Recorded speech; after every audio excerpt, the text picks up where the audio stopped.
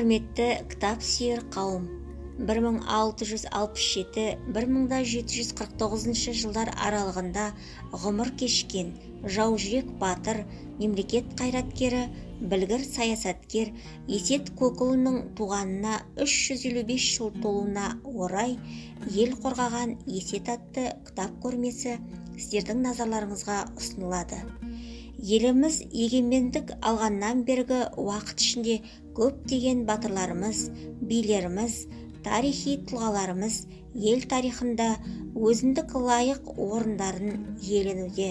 Солардың бірі және бірегейі Есет Көкұлы.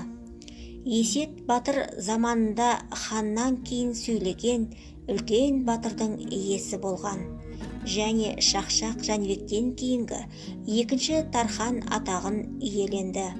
Қазақтың әйгілі батыры Есет Көкұлы туралы деректер Орынбор облыстық мемлекеттік мұрағатында, Санкт-Петербургтегі орталық мемлекеттік мұрағатта, Мәскеудегі орталық мемлекеттік әскери мұрағатында, Алматы және Ташкенттегі орталық мемлекеттік мұрағаттарда сақталынған.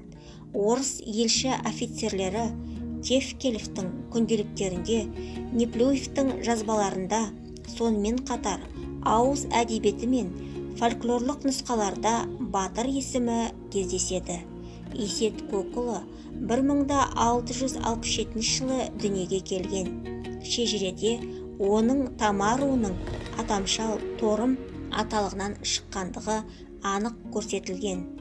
Алаш арысы Ғалил Досмұхамбетовтің атақты аламанында Тама руынан шыққан Көге есімді адамның заманында атақты болғаны жазылады. Әрі батыр, әрі аузы дұғалы Көкі өз ұлдарының болашағы жайлы өзімнен өргеннің бір буыны тең болар, қалғаны қара болар деген екен. Ал батырдың нағашы жұрты Әжібай би деп танылады. Сол заманғы түсінік бойынша батыр атанған адам алдына өз аталығын, руын басқарып барып үлкен деңгейге жетеді.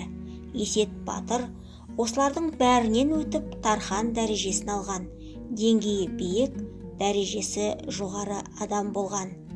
Есет батыр өмірін зерттеуші ғалым, тарихшы Закрадин Байдосұлы Орынбор орталық мемлекеттік мұрағатында сақталған батыр өміріне қатысты деректерді саралап, онда 1690 жылы Есет батырдың 23 жасында Тама ішінде Торым аталығының жетекшілігінде болғандығын көрсетеді.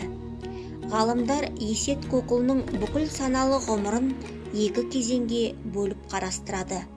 Алғашқысы 1690-1710 жылдар аралығындағы уақыт.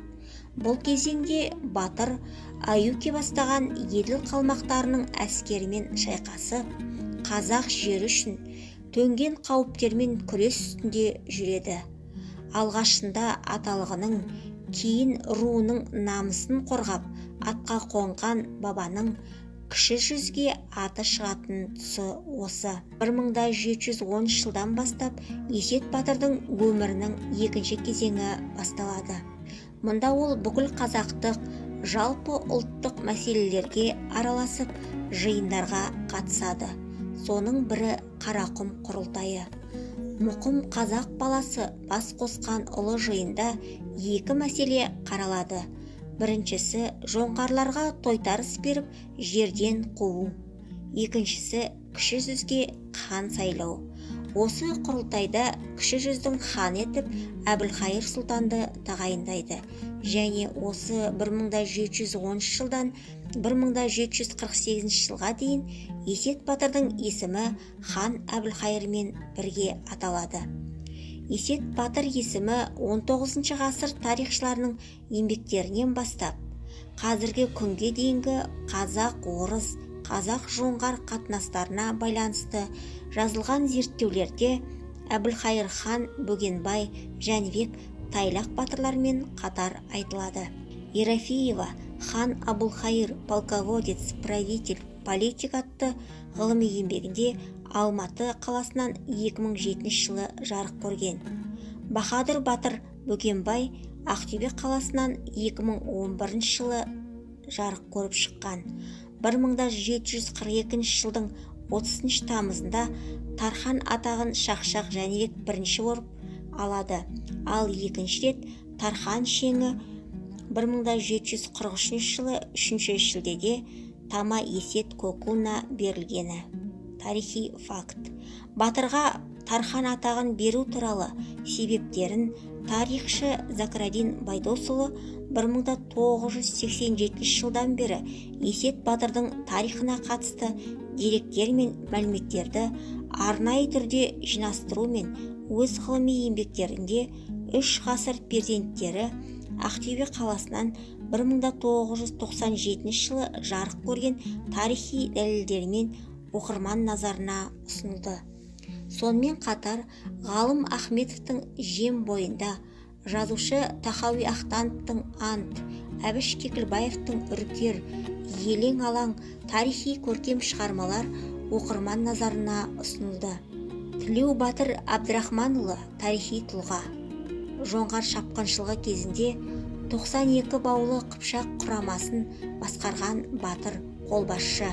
Қазақ елін сыртқы жаулардан қорғауға қатысқан айбынды батыр.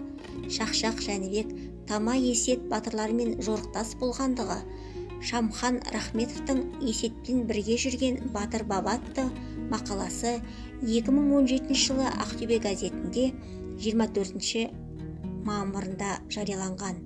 Ақын, Ақтөбе облыстық газетінің қызметкері Сәтжан Дәрібай Ақтөбеде Есет Көкұлының 350 жылдығына арналған айтыс өтті атты мақаласы 2017 жылы 28 сәуірде жарияланған.